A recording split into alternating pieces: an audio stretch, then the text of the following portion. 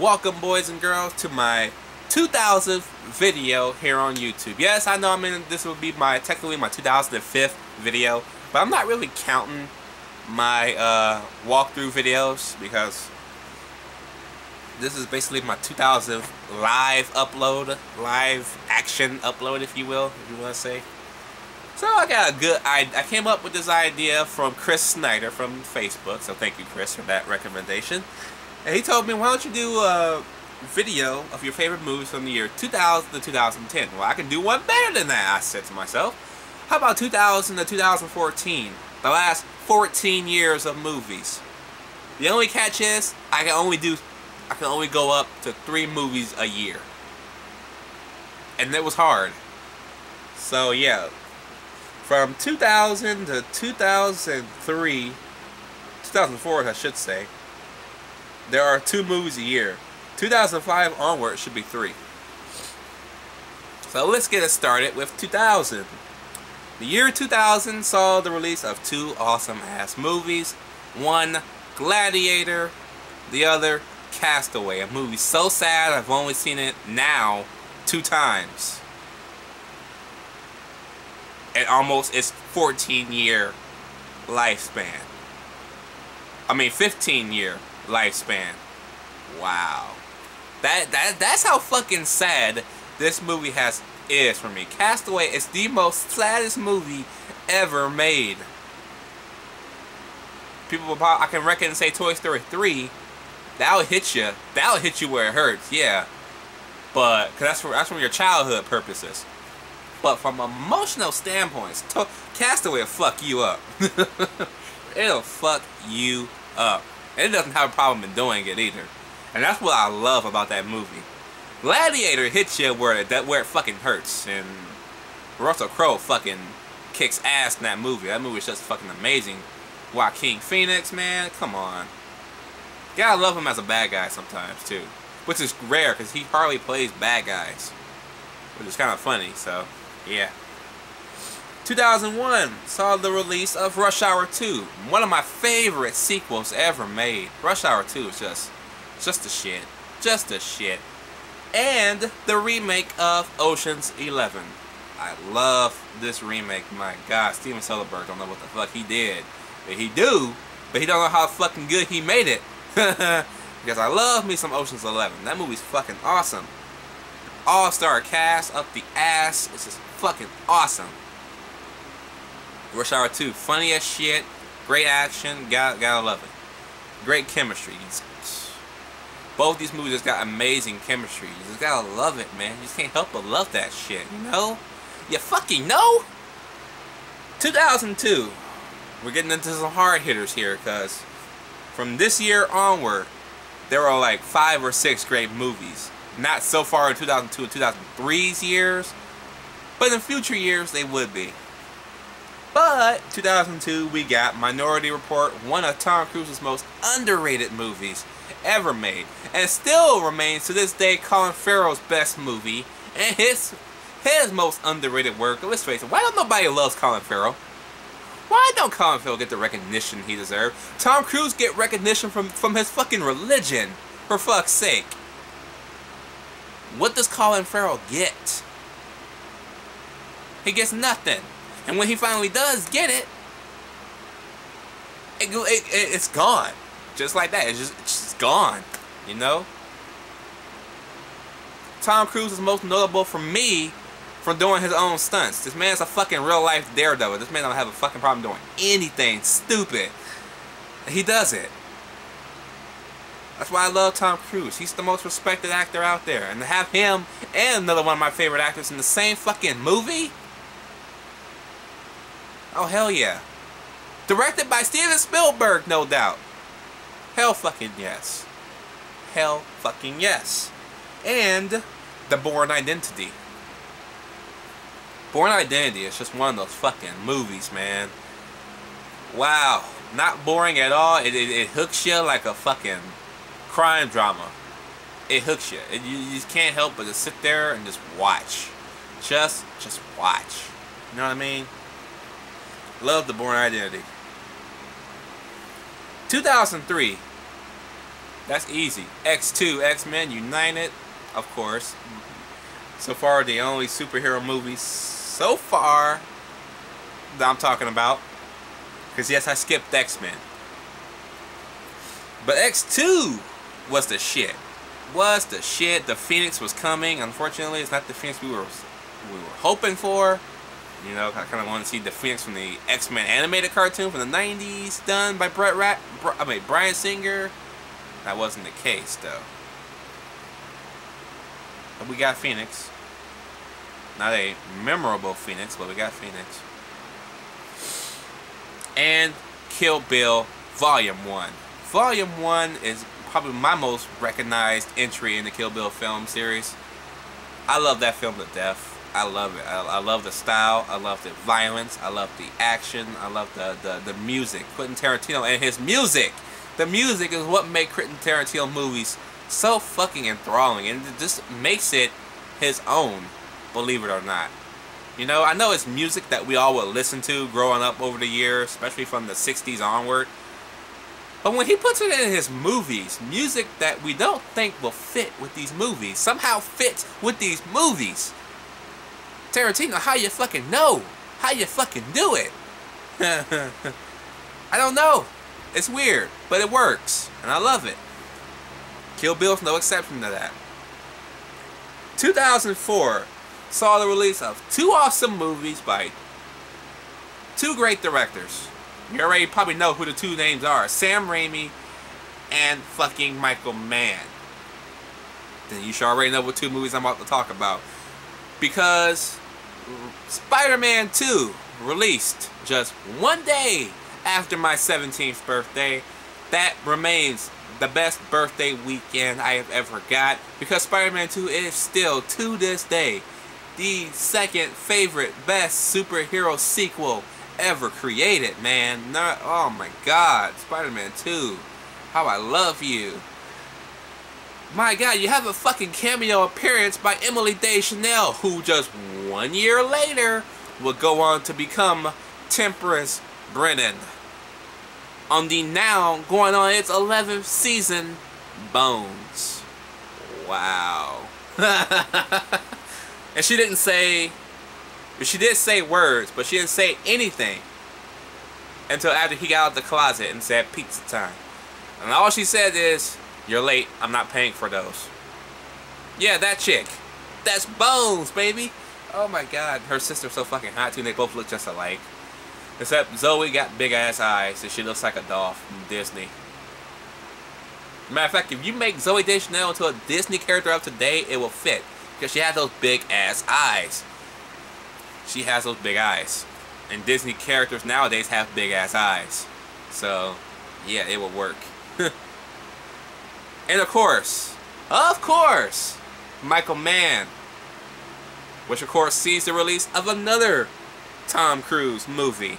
Less than 2 years after the other one. This time he's teaming with Jamie Foxx in Collateral. How do you not talk about Collateral? Again, directed by Michael Mann. Again, a movie set in LA. And again, LA looks like a place you want to live. It doesn't look like the trash house that I see every fucking day. It actually looks like a place you want to hang out at night. Even though that's not theoretically possible because you might get your ass shot off at night. But he does it. Again, he does it. He makes it look good. I don't know how he does that. It's just his way of styling LA. I gotta look it up. Is he born here? Because that would make sense. But my god, Collateral is such a fucking awesome movie. Just amazing work by both actors alone. They're showcasing all of what LA has. Even the fucking blue line.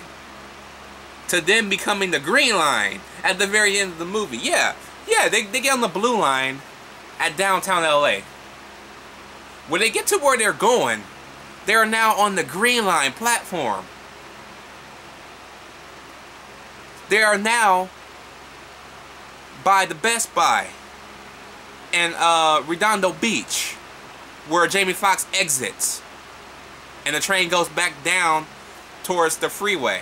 Because it's a freeway train. You know? That's weird editing, but I like it. Because you went from the blue line to the green line. Oh man, that's funny. They just changed the back door of the train, which is oddly enough, because the trains don't have a back door. Because trains are two-headed. So the fact that they gave the green line the back door is kind of weird. It must have been CGI'd on there because that was new. Because light rail cars don't have back doors. They just have two front cars. Since basically the conductor goes out one end and goes into the other and takes off again. The power of movie editing. 2005! Oh my god, 2005. Oh, I love that year. Because, ooh, shit, my fault. Not only did it revitalize a character that was once thought dead and gone forever. Forever. After its 1997 disastrous movie. 2005 saw the resurrection of Batman. And oh my god, Christopher Nolan, I love you to this day for that. Because Batman Begins is one of my favorite Batmans. Probably the best movie in the Dark Knight trilogy. Second, probably Dark Knight Rises. My opinion, by the way. Batman Begins was the fucking shit. Oh my god, Batman actually flew without a jet. He fucking flew without a jet. Okay? Batman didn't fly in the original movie until Batman Returns. Okay? And that was only momentarily. But he flies with his cape throughout almost half of the entire movie. That's awesome that they used that feature. I'm glad they used that feature. Hell, they used that feature now in the Arkham games. Thank you for noting that Batman can fly without a fucking jet. Thank you. Oh my god. That was so fucking cool. Just to see him fly with his cape. Just seeing that. I was like, yes. This is how you fucking do it. This is how you fucking do it. Woo! But alongside Batman comes the conclusion to a certain prequel trilogy that nobody likes. But I like. But not for the reasons they like it. I like it for the reasons that kind of serve its story, even though some of it is kind of flawed, which I made sense in my reviews. And of course, this was my first and only, so far, theatrical release until December, where The Force Awakens releases. That's right, I'm talking about Star Wars Episode 3, Revenge of the Sith. The best of the prequel trilogy, and my all-time favorite, and my most watched movie of the Star Wars movies, besides the original trilogy. But out of the prequel trilogies, this one is my most watched. I think I watched Episode 3 periodically these last 10 years, well over 100 times. That first half an hour only seems like 15 minutes now. It goes by so fucking fast. It is ridiculous. But I love it. I love it. I love that movie. I love the action of that movie. I love how dark it got. From the two light movies to this one. This movie got dark. It got dark, man. So dark that they gave it PG-13. The only Star Wars movie to earn a PG-13. We'll see if The Force Awakens gets a PG-13 in December. Or November by this point. So that was cool. The fact that Star Wars got a PG-13 was awesome. Nowadays, people shit on PG-13s. Episode 3 is what made the PG-13 cool again. God damn it. Go like, holy shit, Star Wars is PG-13. I gotta go see this. I gotta go fucking see it. And it was cool. It was good times, man. It was fucking good times. Darth Vader on my fucking screen. James Earl Jones voicing him again. A line that was theoretically not the most popular by fans that he screams, but I kind of found it awesome anyways. Nowadays I kind of laughed at it, but in the mood there, that kind of gave me some chills, because it was awesome, because he actually killed his own fucking wife. You know? That's even more fucked up than actually doing it. He didn't really do anything, but he killed her anyway. That's fucked up. That's fucked up. Seriously, that is fucked up. That is fucked up to know you killed the love of your life without actually even touching her. Wow. That's what I take away from episode 3. That's just some hard-hitting shit that nobody talks about. Man. Whew! 2006 brought me 3 awesome-ass movies. Another rebirth in a franchise that was long needed, since the one that came out in 2002... I don't want to say, because I got a review of that coming out in November, to coincide with the release of the newest 007 movie. Yes, I'm talking about Casino Royale. One of my favorite reboots in movie history. Okay? Oh my god, this movie had everything James Bond needed. He's slick. His I'm straight, so I'm gonna say it anyway, but even though I'm straight, it brought the sexy back to James Bond. It brought the sexy back to James Bond. Something that was long gone since GoldenEye. Wow. Woo. Let's face it, Pierce Brosnan was paying Pierce Brosnan more, nonetheless. Daniel Craig brought it, man. Daniel Craig brought that shit. He made Sean Connery look like second rate. Almost. Almost. But damn, if I had to put those two together, yeah. Daniel Craig, Sean Connery. Next up will probably be Timothy Dalton.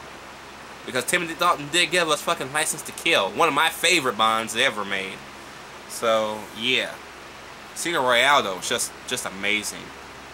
Next up that year, Tom Cruise came back again. Another 2 years out the gate. Mission Impossible 3. My favorite of the trilogy, not of the trilogy, well, at the time of the trilogy, because the 4th movie wasn't out just yet. But Mission Impossible 3, directed by J.J. Abrams. Amazing. Philip Seymour Hoffman as a bad guy. You would never, I never thought to see Philip Seymour Hoffman as a bad guy. I could never envision that man as a bad guy. They did it. And it worked. And it was fucking crazy. Michelle Monaghan was still hot. She's still hot today. What am I talking about? She's hot in fucking Pixels, for fuck's sake. Wait till you see Pixels, you'll see what I'm talking about. God damn, she's hot in that movie. Mission Impossible 3. Great action. Tom Cruise just keeps on doing it, man. How does this little short ass do it? I don't know, but I like it. I like it. And last but certainly not least of 2006, United 93. The first of 2 9/11 movies to be released in the year 2006. Yeah, that's right, 2006 had this movie in April, and then of course in October it was World Trade Center. Wow. So yeah, 2006 was 9/11 year, but United 93 takes it, because United 93, Paul Greengrass directed it awesomely. He made unknown people look like awesome A-list actors compared to Nicolas Cage and Michael Pena in World Trade Center. Even though I love that movie too.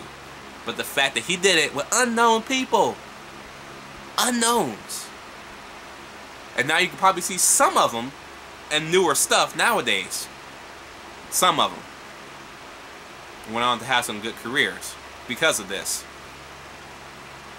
It's just awesome. It made it the more realistic, because you don't know who these people are, which basically is more realistic to the event, because we don't know who half the people of the event that died were anyway, besides the names of the 19 hijackers. The fact that the names of the 19 hijackers are what we remember mostly than the 3,000 people that died that day makes me sick.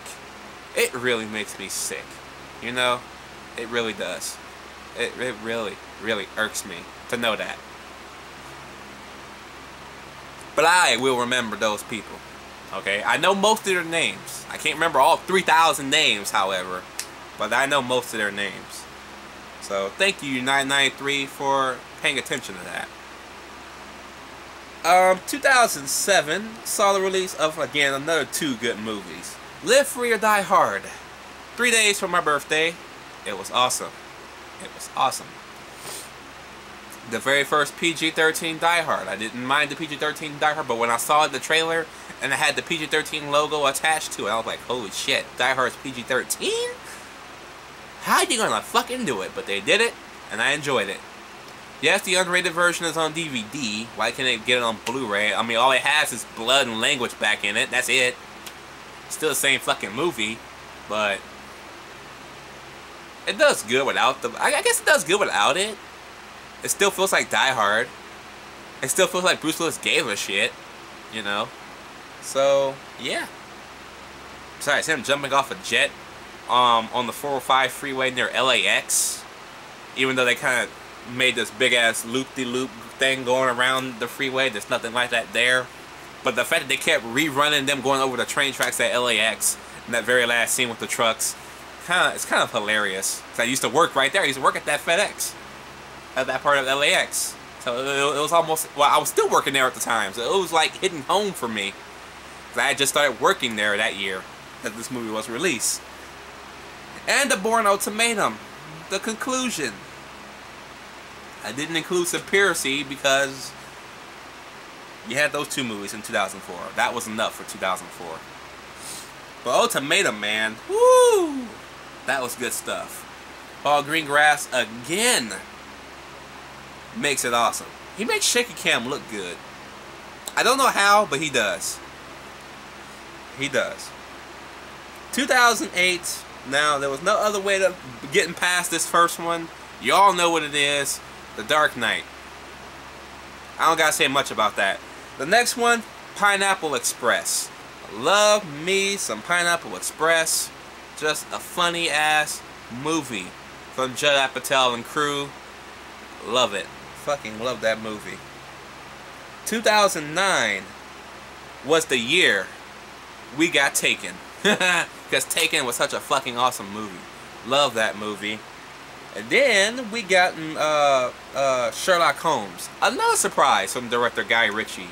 And yes, it overtook Avatar. I'm sorry, Avatar, but you got Robert Downey Jr., you got Jude Law, you got Guy Ritchie,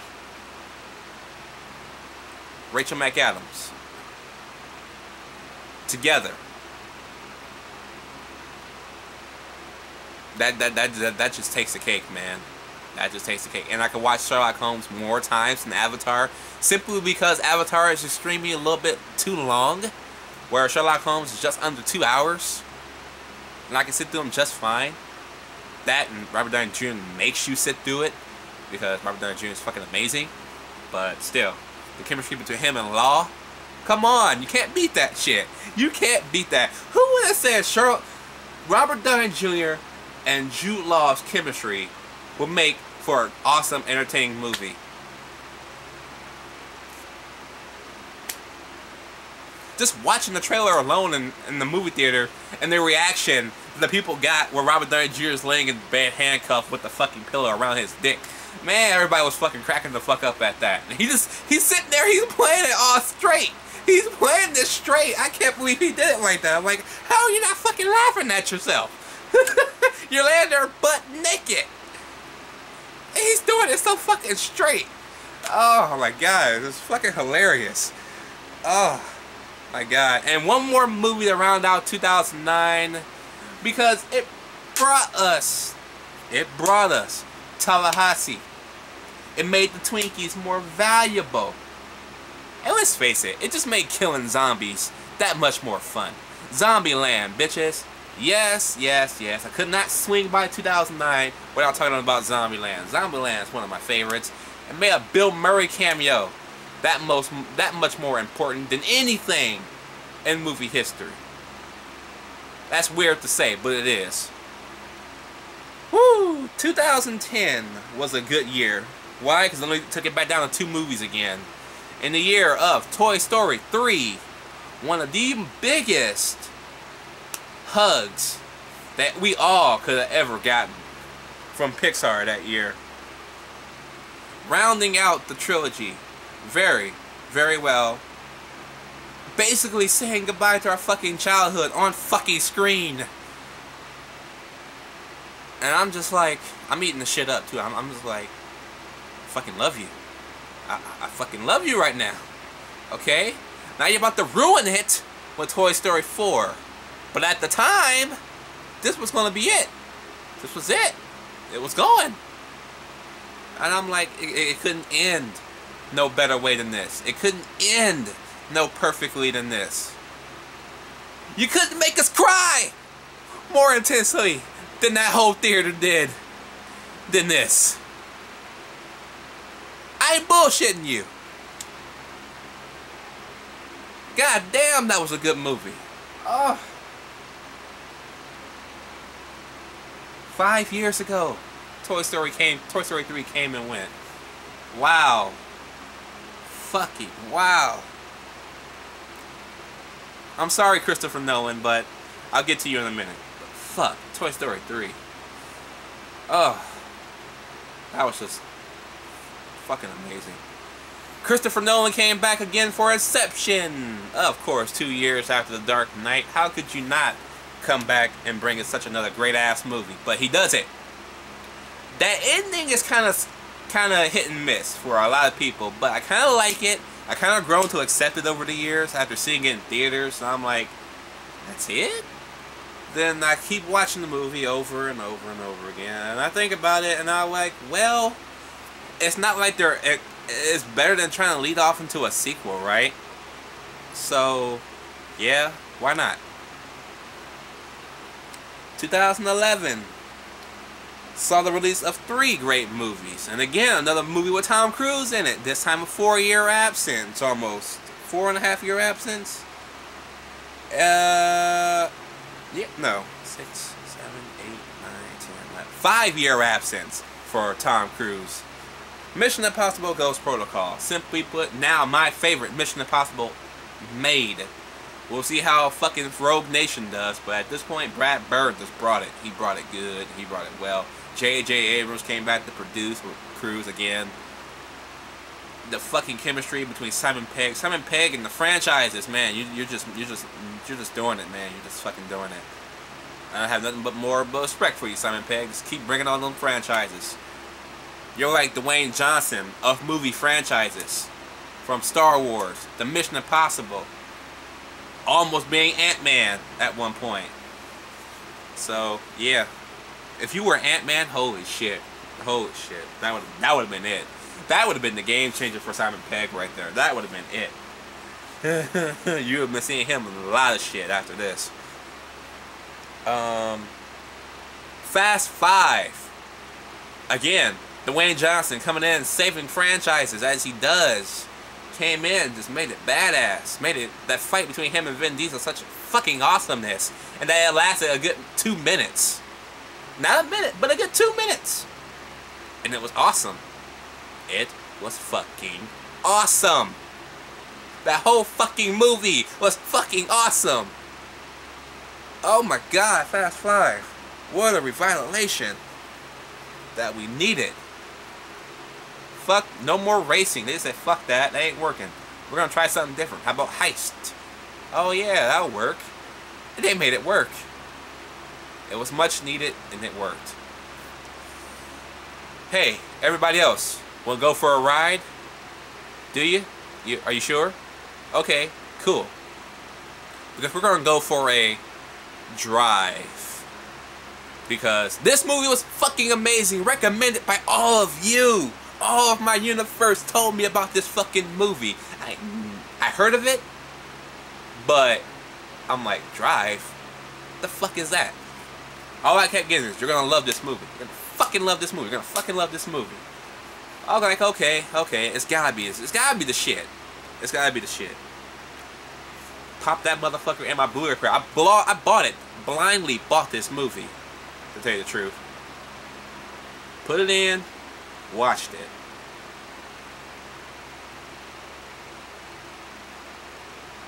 Holy shit. This was amazingly good. This is how you fucking make fucking art house films. This is filmmaking right here. Okay? This is how you fucking do it. You took Ryan Gosling, the man I didn't really give a fuck about to begin with, only in The Notebook. Everything else he kind of made was kind of crappy because it was mostly female bullshit. Even though he had movies like Fracture and stuff like that. You made him one of my favorite actors. The Notebook didn't do that. Fracture didn't do that. Any other movie he had before this movie came out didn't do it. Drive did it. Drive fucking did it. It fucking did it. Oh my god, thank you, Drive. Thank you guys for recommending Drive to me. Oh my god.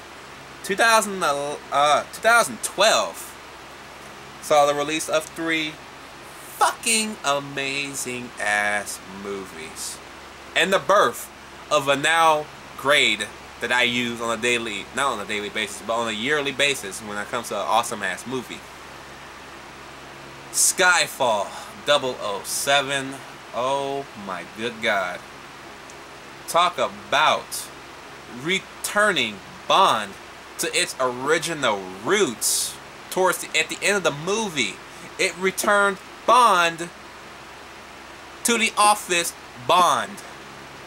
Not only that, it gave us this awesome ass story. I just rewatched Skyfall for the first time again a long time last year when I reviewed the other half of the James Bond movies. Wow. That was a movie. That was a fucking movie right there. I can't believe it. Love it. I love Skyfall, man. Love that movie. The Dark Knight Rises was a fucking awesome movie. Yes, it has problems. So did The Dark Knight. So did Batman Begins. But I love them. I love The Dark Knight Rises. And The Dark Knight Rises is also credited for being the first movie to ever get my very first JWU Badass seal of approval. Yes, I had to bring back the entire grades name for this video. Now I just say my Badass seal of approval, but it's actually called JWU's Badass seal of approval. It was the first movie that ever got that rating. I'm like, this movie is just too good. This movie is just too good for an A+. What do I give it? What in the fuck do I give this movie? I thought about it for a long time. Went over to my fiance's house to spend a couple of weekends with her. And I brought my camera along. She let me shot my videos there, as you all know. Because I was sitting on this very couch as I was reviewing The Dark Knight Rises. Because I took her to go see it as well. Man. And I came up with it, and it became the grade you now know today as my Badass seal of approval, which everybody still thinks I'm copying Angry Joe over, even though I made this grade way before I even heard of Angry Joe. So for everybody who keeps saying Angry Joe this, Angry Joe that, fuck you and fuck Angry Joe. Okay? Yeah, I like Angry Joe, but sometimes most of the time I agree. I disagree on a lot of stuff he be saying about video games. He reviews games for a lot of the wrong reasons. Not the right reasons to actually play the game. You know what I mean? But, yeah. And finally, for 2012, of course, the ensemble cast of The Avengers finally got here. The only reason why The Avengers was last is I gave it an A+. The Dark Knight was too badass to give an A+ to. Avengers. 5 years of building. Has it been 5 years? 2008, 9, 10, 11, 12. 5 years of building.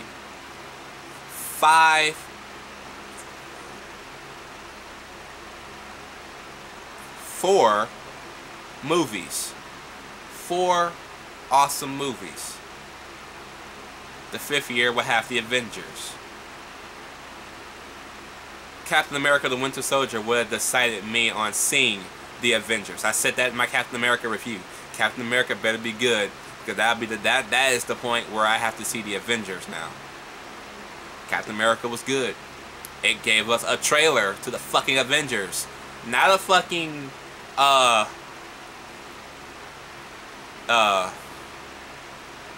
the fuck is it called? Not a fucking ending, credit ending. No.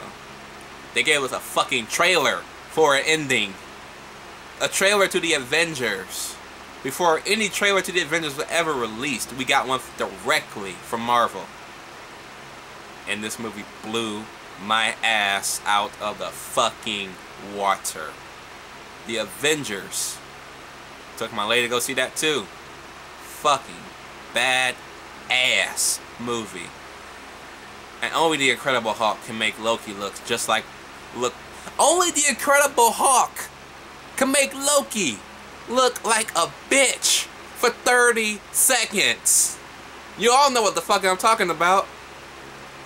He's the only one to actually do it.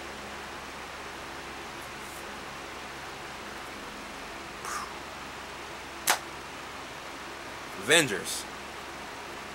Yeah, boy. 2013 gave us another 3 great movies. Well, 2014 did as well. So these last 2 years, 2013 gave us Man of Steel, the long-awaited restart, reboot, retelling of Superman's origin, because a lot of people failed to go see Superman Returns. I saw that for my birthday when it came out in 2006.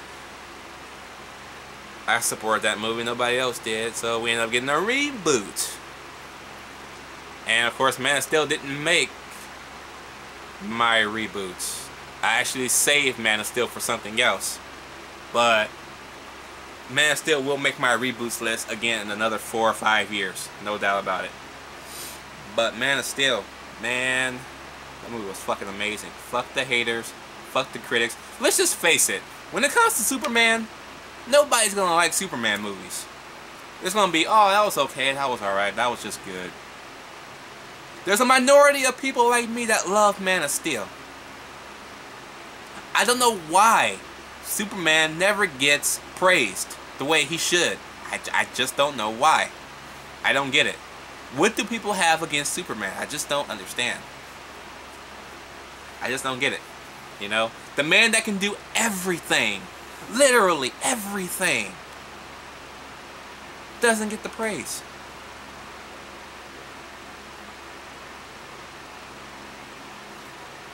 I don't get it. Next up is Gravitas. Gravity. Oh my god, that was a good movie. I was not expecting this movie to be good, especially since they switched the actors from Charlize Theron to Sandra Bullock, from Robert Downey Jr. to George Clooney. Yeah, Charlize Theron and Robert Downey Jr. were the original cast of this movie. But damn, it still was good. George Clooney kind of acted like George Clooney still. But Sandra Bullock was the standout, and she was fucking amazing. She actually looked good with short hair. I can't believe it. Sandra Bullock, I love you. Oh, that was a great movie, though. That was a fucking great movie. And it makes you wonder, how you gonna get out of a situation like that? We all wondered that. You're in outer fucking space. No way to get back to Earth. How do you fucking do it? They did it. It was awesome. And the last movie of 2013, Lone Survivor. Woo! That was a fucking amazing movie. Oh my god, I love that movie. That was one of my favorite war movies made, man. If I have to make a top 5 war movies, that is definitely in one of my top 5s. Probably even next to Saving Private Ryan. Probably. It is that fucking good. I love Lone Survivor. It's a stupid title because it basically gives away the entire movie, but I guess that's the way movies have to go nowadays, but still, love that movie. It made Taylor Kitsch credible again. And I think Taylor Kitsch is extremely underrated. Taylor Kitsch should be credited now again for being in True Detective Season 2. Now, we'll see if him and Colin Farrell get the praise they deserve once True Detective Season 2 actually ends. I'm still on True Detective Season 1, so yeah, I'll have my review of that pretty soon. Woo! 2014, the year I wanted to go, yes, yes, yes, yes, because of these top 3 movies. I know one movie came close to beating I mean, Dawn of the Apes came extremely close to making this list, but it didn't. It didn't make the list because Nolan said, "You're not making this list because I'm gonna take it from you." And yes, he fucking did. I gotta go with Interstellar first off. Even though it's the third movie listed, it's gonna be first one mentioned because Interstellar, Nolan fucking did it again. He made a 2001 for modern audiences, even though I haven't seen 2001 yet, but this kind of felt like 2001, but I think it'll be a lot. I think it's gonna be a much better movie than 2001. I highly guarantee that. I don't know how I'm guaranteeing that so early. I have a feeling. I have a feeling this is a better movie than 2001. I hope I'm wrong, but we'll see. God damn, his first 3-hour movie. Wow. Fucking wow. And you're just sitting there, just enthralled in the entire 3-hour scale. I didn't take my eyes off shit. I was nailed. The robot was fucking practical. Huh? What? They actually had a fucking robot walking on set with them. That's fucking insane. Wow. Oh my god, that's amazing that Nolan relies that much on practical effects. That's filmmaking at its best. I love it. Second of all, even though, because he is second, the Winter Soldier, Captain America the Winter Soldier, the best Marvel Studios movie released since the very first Iron Man. Woo-wee! This movie kicked that ass. Kicked that ass. Wow. Wow, that was a movie. That made the first Captain America look like child's play. Holy shit. Oh my god, I can't believe it. The Russo brothers did it. I don't know how they did it, but they fucking did it. In 2.5 hours. Not 3 hours, 2.5 hours. We got awesome character development. Badass action. Fucking just... Marvel keeps doing it. They just keep doing it. They keep doing it. And people still having doubts about Ant-Man. How are you still having doubts about a studio that is now going on almost a 10-year span of giving you great content? Negative Iron Man 2, but still. Number one. The number one movie of 2014, which is also a fucking reboot. A much needed reboot. But if you're not counting the ones from the Japanese, then you're talking about a good almost 8 to 10 year life cycle between movies. But if you're like me and you support the Japanese ones, you're only waiting 10 years. And that is the reboot of Godzilla. That was how you fucking do it. Yeah, it cock teased you all the way to the end battle. But you know what? I'd rather have that than just have a lot of fighting, but then you get bored after a while. You're just like, okay, they're gonna fight again. Whoop-dee-doodle-doo. But they found a way to do it to where they'll cock tease you a little bit. They'll make you want more. They did it on purpose. They're gonna do it on purpose again in the sequel. So kind of get used to that, people, because it's coming again. And I can't wait. I can't wait. Oh my god, I can't wait to see him and Mothra. What was it? Ghidorah or Ghidra, to be exact. And another monster. I think it was 3 monsters. I forget the third one. I hope it's Mechagodzilla. I hope it does. Hope it is. Hope it is. But this time we're not in New York City. No. We're in San Francisco. We're in Frisco, baby. The home of Godzilla now. No more Tokyo. Even though the reboot had Tokyo in it. We started in Tokyo. I guess that's an homage.